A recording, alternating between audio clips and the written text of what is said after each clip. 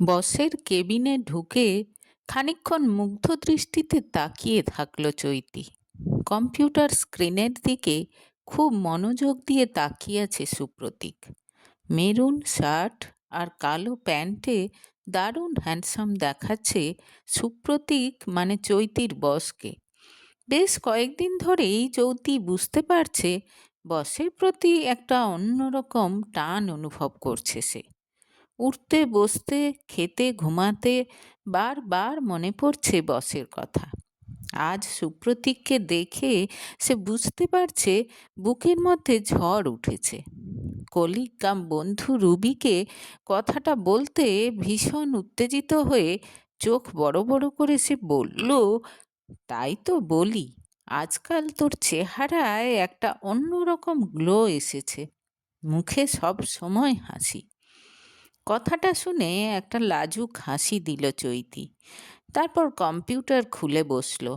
বস তাকে বেশ অনেকগুলো কাজ দিয়েছে, ভালো করে সবগুলো কমপ্লিট করে নিয়ে যেতে হবে। কিন্তু কাজ করতে বসেও সেই উল্টোপাল্টা চিন্তা আসছে।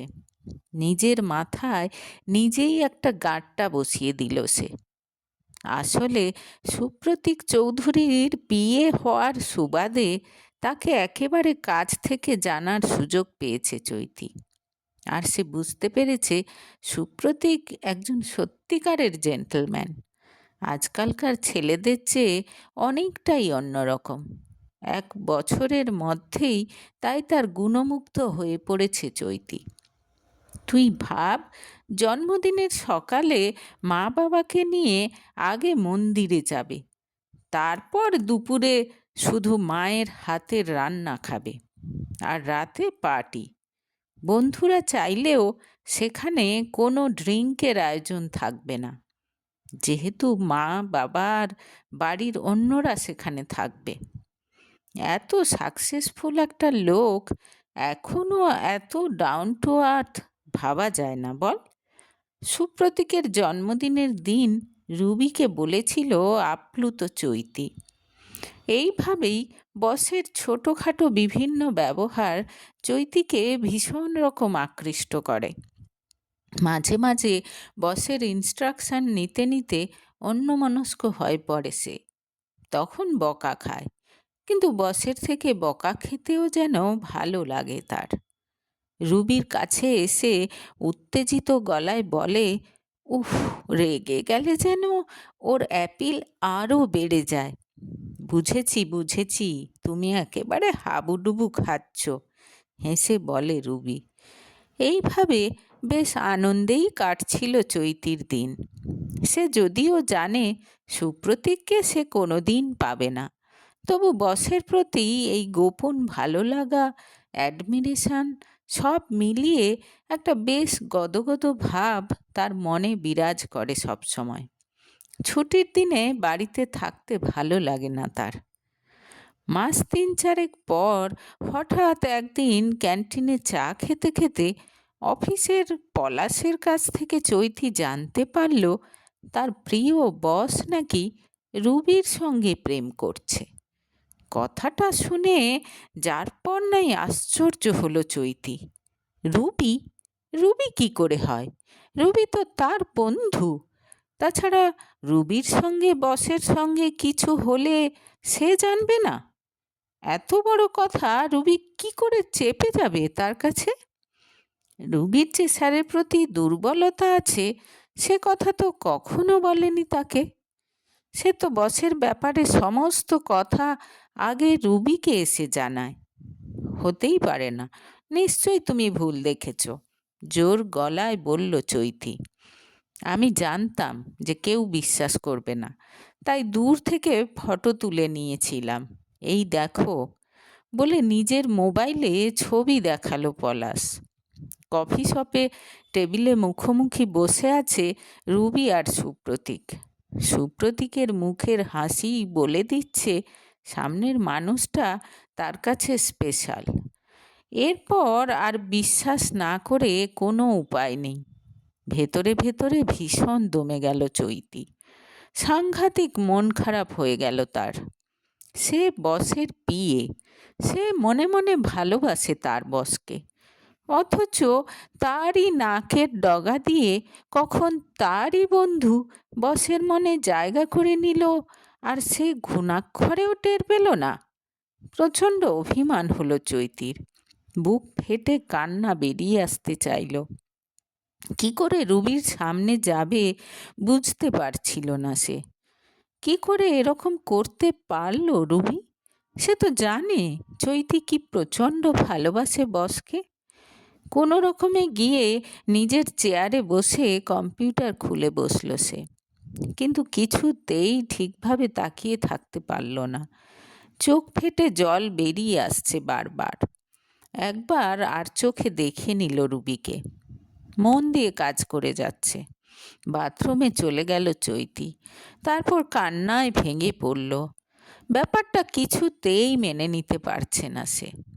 খানিকক্ষণ কেঁদে মনটা কিছুটা হালকা হতে তারপর বাইরে বেরিয়ে এলো।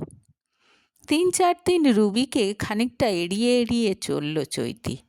রুবি অবশ্য কিছু জিজ্ঞেস করলো না। এরপর একদিন রুবিকে সরাসরি জিজ্ঞেস করবে ভেবে নিল চৈতি। প্রথমে অস্বীকার করলেও একটু চাপাচাপি করতেই সব কিছু মেনে নিল রুবি।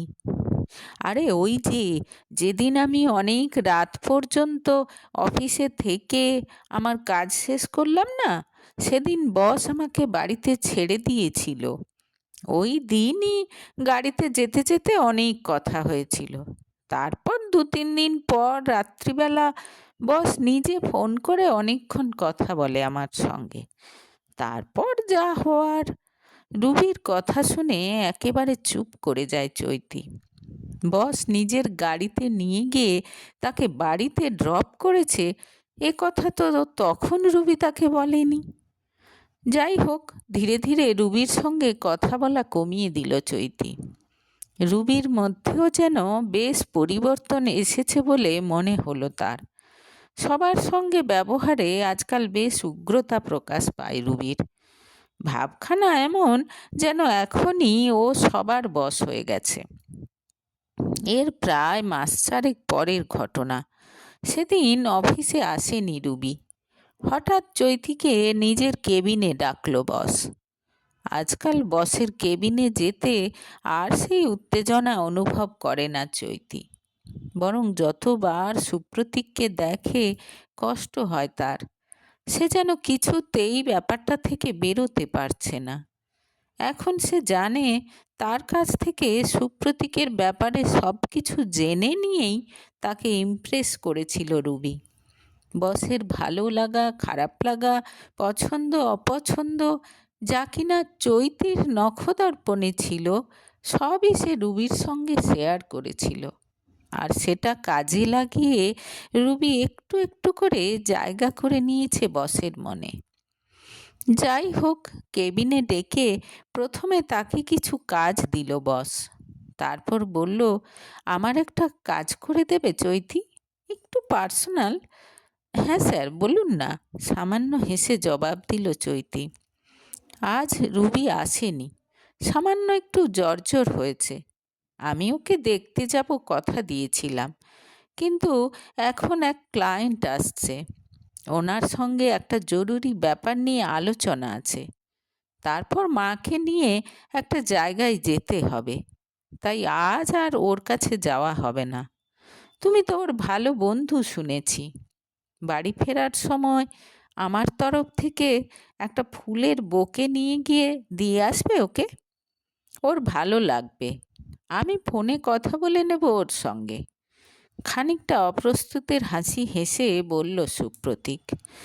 বুকের মধ্যেটা কেমন যেন মোচড় দিয়ে উঠল চৈতির। অনেক কষ্টে মুখে হাসি এনে ঘাড় নেড়ে সম্মতি জানালো সে। এই নাও টাকা, আর অর্কিড নেবে কেমন, ওর অর্কিড খুব পছন্দ। এই বলে 1000 টাকা বার করে দিল বস। টাকাটা নিয়ে সেখান থেকে চলে এলো চৈতি। এরই মধ্যে বস জেনে গেছে যে রুবির অর্কিড পছন্দ।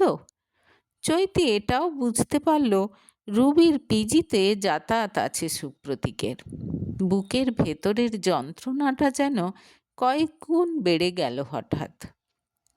সুন্দর একটা ফুলের বোকে নিয়ে রুবির পিজির দিকে রওনা দিল চৈতি। আগে অনেকবার এসেছে সে এখানে, কিন্তু যেদিন থেকে রুবি আর সুপ্রতীকের সম্পর্কের ব্যাপারে জানতে পেরেছে তারপর থেকে আর এখানে আসেনি সে।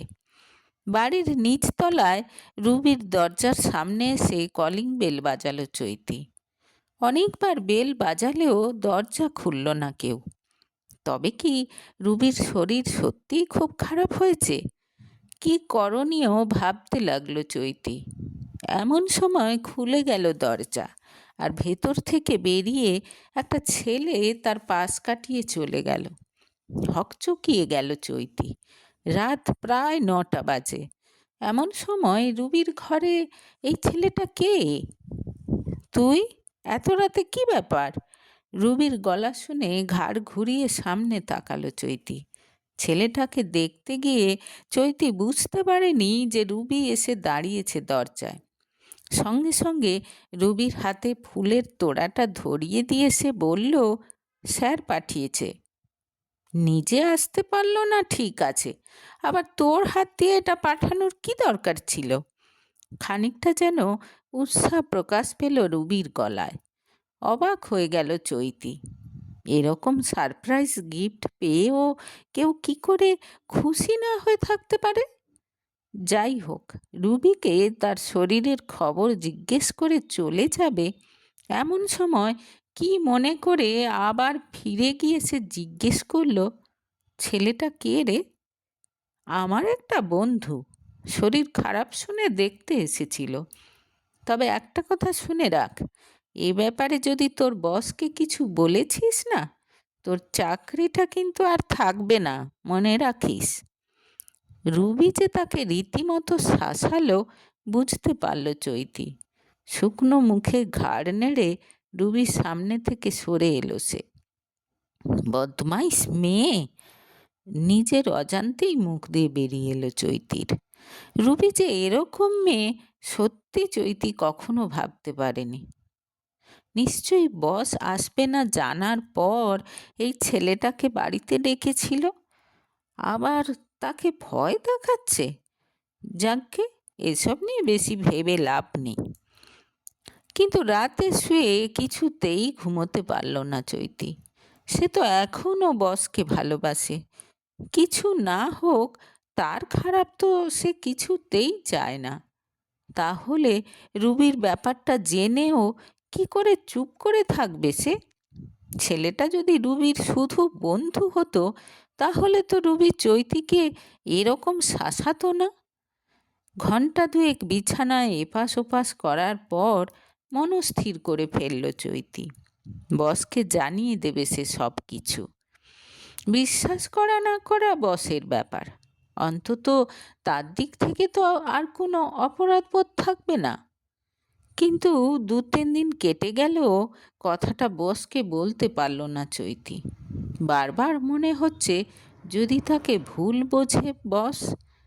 স্যার, বলছিলাম যে চৈতি আপনার জন্য ঠিক নয়।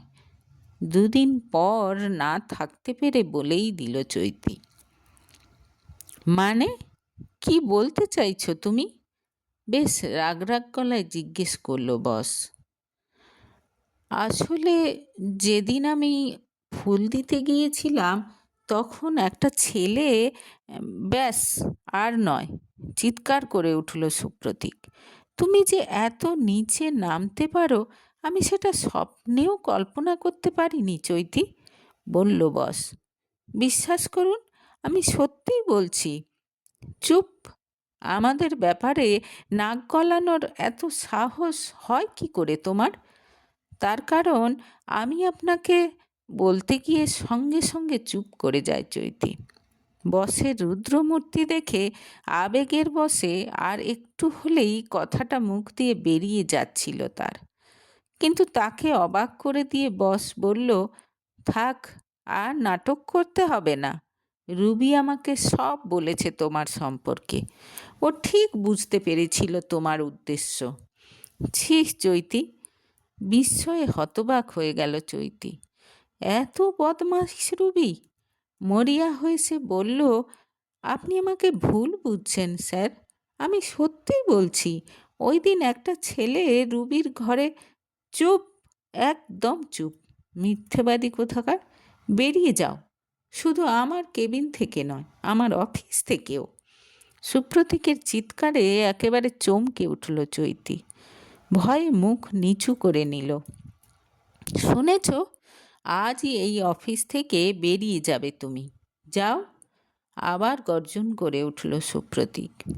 ধীর পায়ে বেরিয়ে এলো চৈতি। দু চোখ ভরা জলে, চারদিক অস্পষ্ট।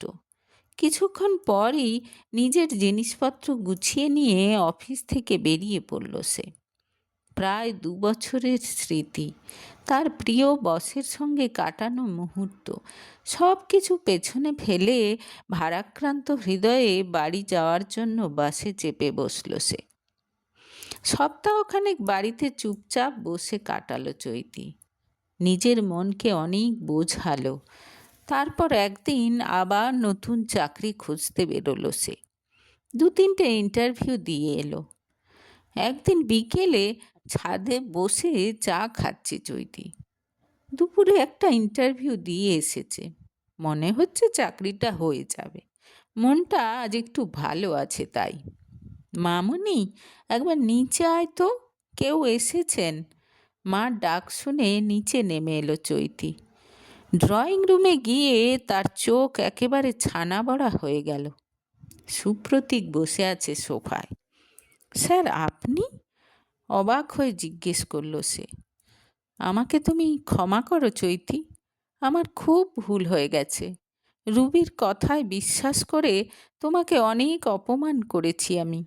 ভালো করে খোঁজ খবর নিয়ে এখন আমি জানতে পেরেছি তুমি ঠিকই বলেছিলে। ওই ছেলেটার সঙ্গে অনেক দিন আগে থেকেই রুবির সম্পর্ক ছিল। তা সত্ত্বেও আমার সঙ্গে বলতে বলতে মাথা নিচু করে নিল সুপ্রতীক। ঠিক আছে স্যার, আমি কিছু মনে করিনি। কাল থেকে তুমি আবার অফিসে জয়েন করো চৈতি, নরম গলায় বলল সুপ্রতীক। না স্যার, তা হয় না। আর ওখানে ফিরব না আমি, অভিমান ভরা গলায় বলল চৈতি। আমি জানি তুমি আমাকে ভালোবাসো। সেই ভালোবাসার দাবিতে যদি তোমাকে আবার ফিরে আসতে বলি, তাও আসবে না? আবেগরুদ্ধ গলায় বলল সুপ্রতীক। আর সঙ্গে সঙ্গে হু হু করে কেঁদে উঠল চৈতি। কিছুক্ষণ তাকে কাঁদতে দিল সুপ্রতীক। সে জানে তার ওপর পাহাড় প্রমাণ অভিমান জমে আছে চৈতির। কাঁদলে কিছুটা হালকা হবে তার মন। তারপর না হয় তার মন ভালো করার জন্য যা করার সব করবে সুপ্রতীক।